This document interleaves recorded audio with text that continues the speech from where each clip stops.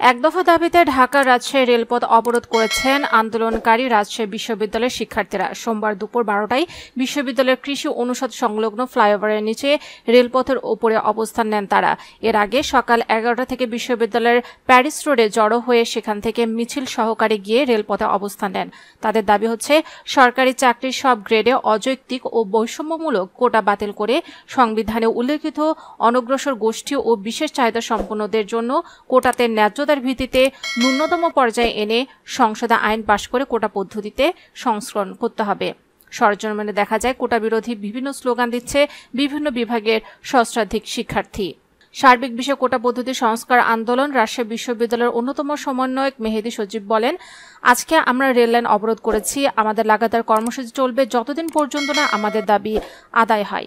উল্লেখ্য, কোটা সংস্কারের দাবিতে 6 জুন থেকে আন্দোলন করে আসছেন শিক্ষার্থীরা।